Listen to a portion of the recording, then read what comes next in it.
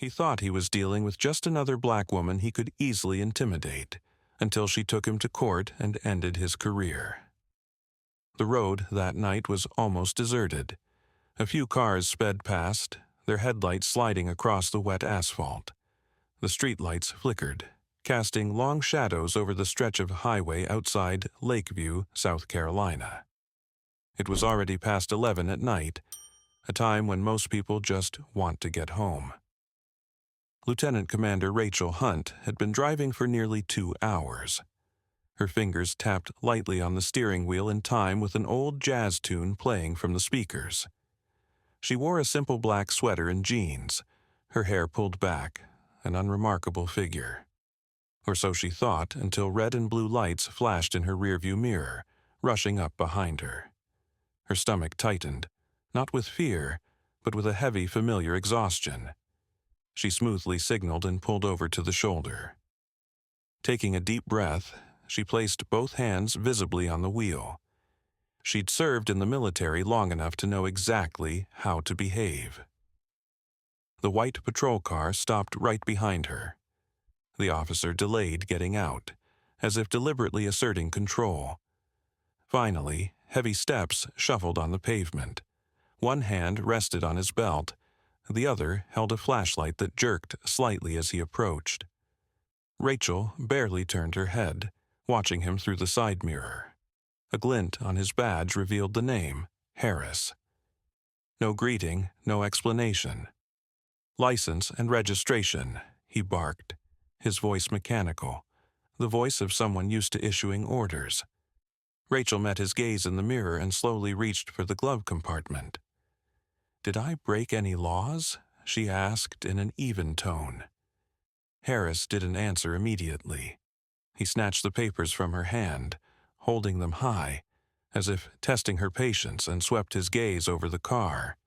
"Your taillights are out," he grunted. Rachel frowned. She'd had them checked recently. This couldn't be true.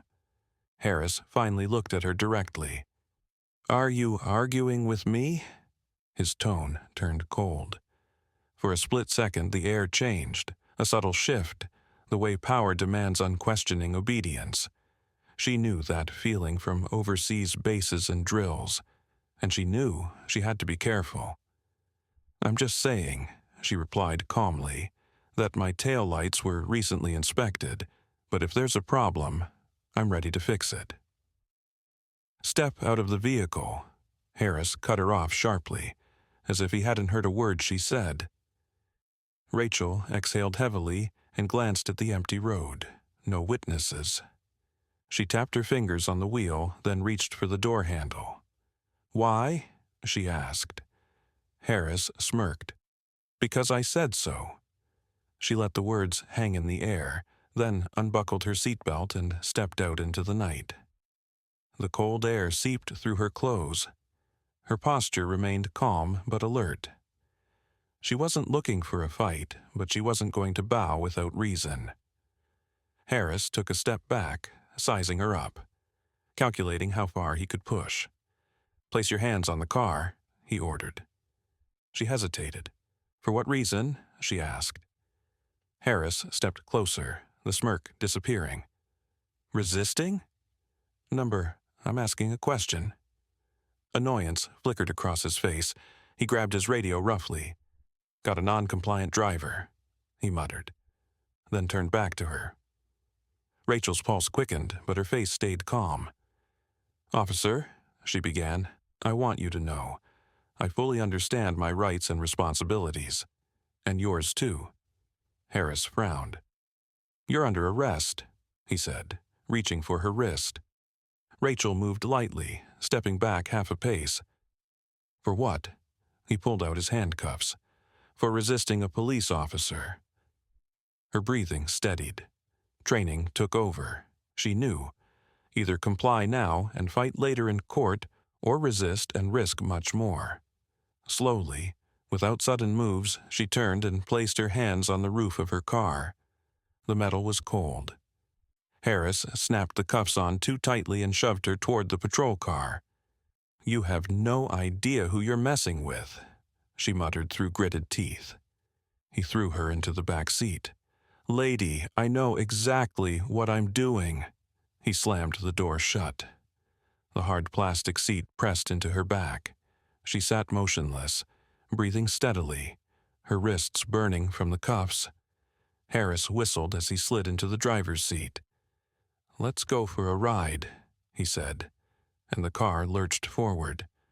The red and blue lights flashed above them, their reflections dancing in the mirrors.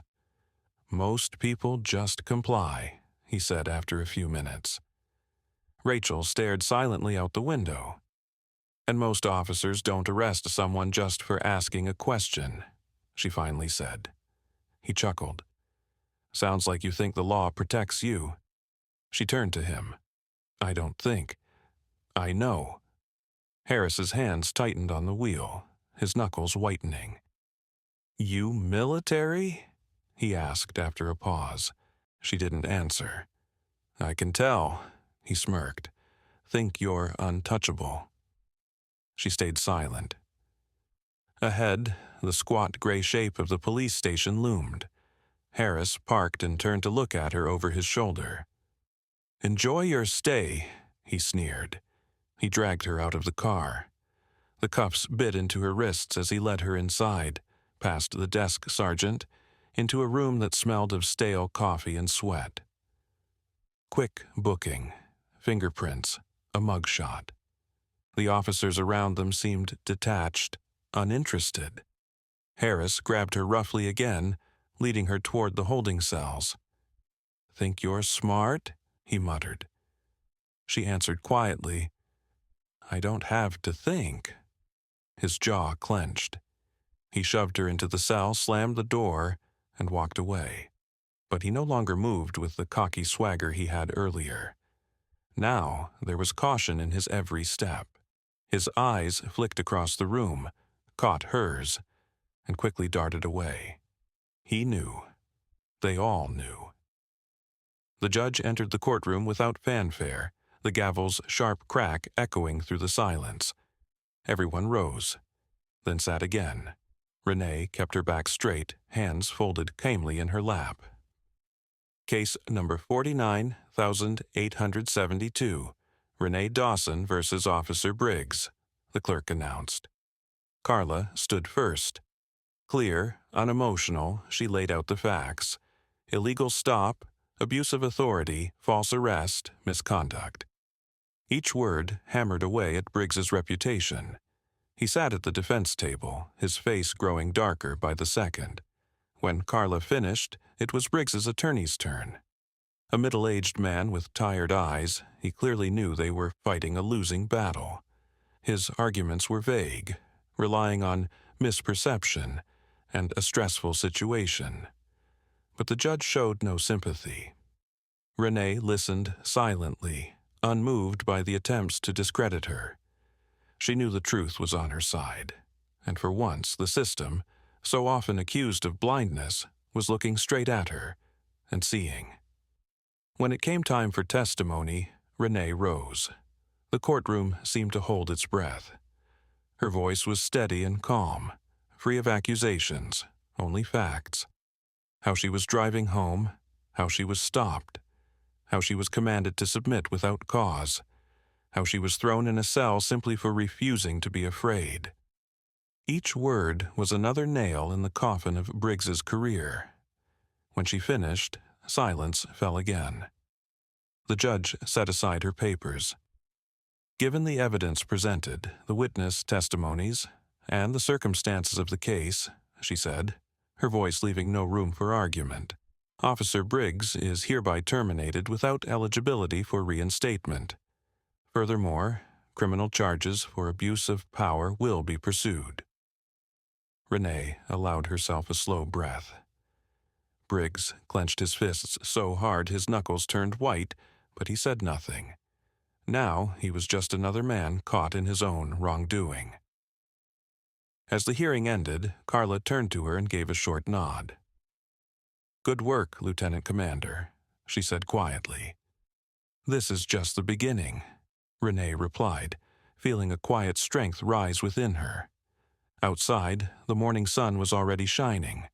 The world was still the same, rough, harsh, sometimes unfair.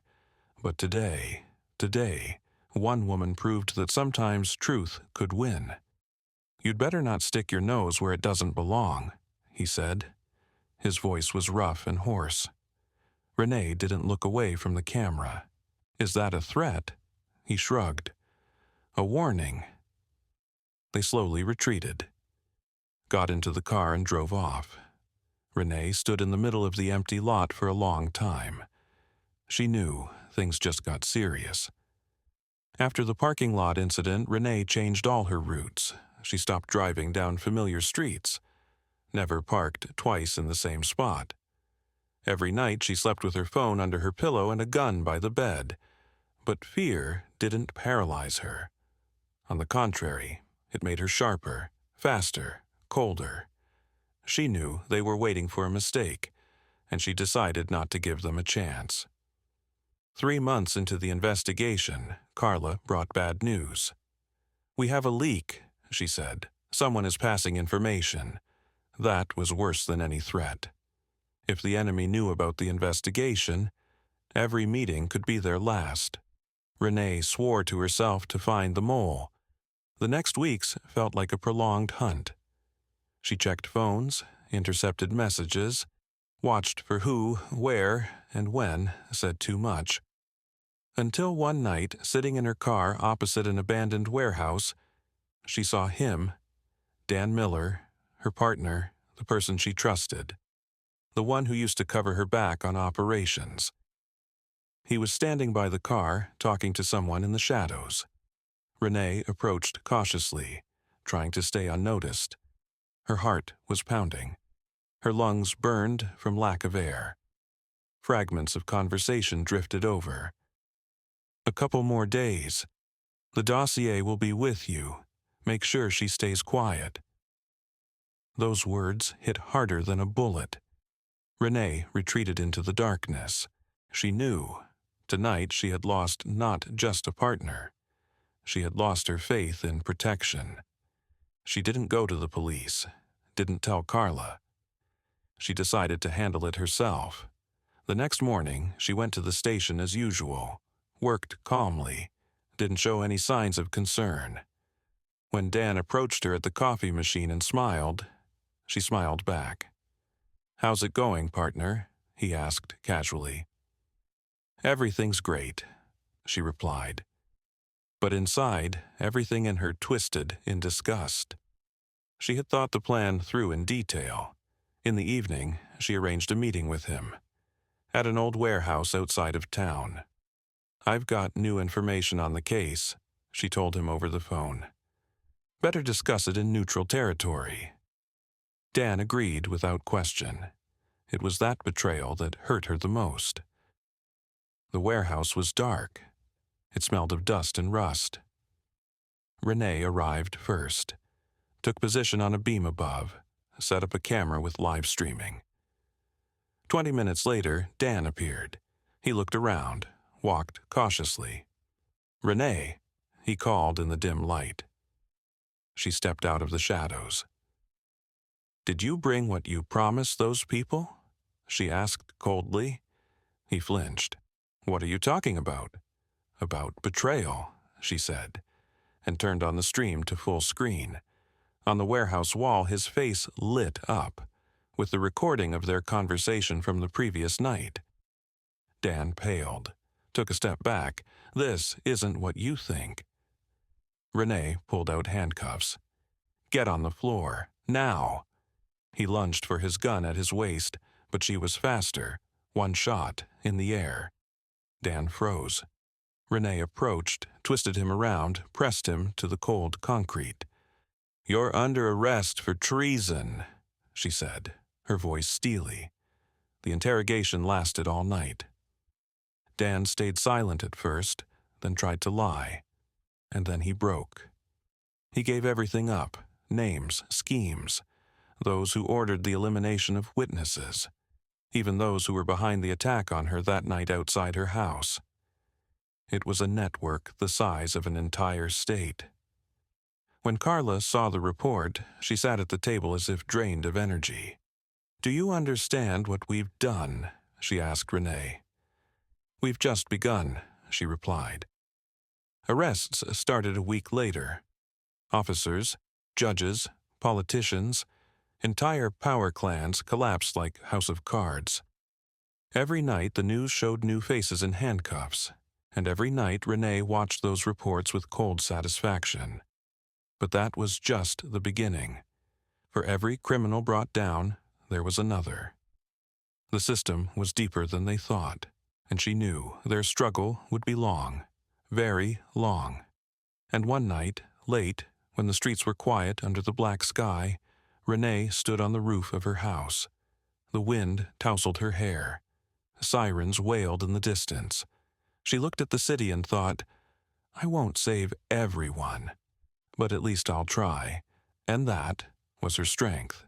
Not in victories, not in titles, but in the fact that she never gave up, never. 1 year later, the city had changed, but not as much as Rene had hoped. Corruption had become more cautious.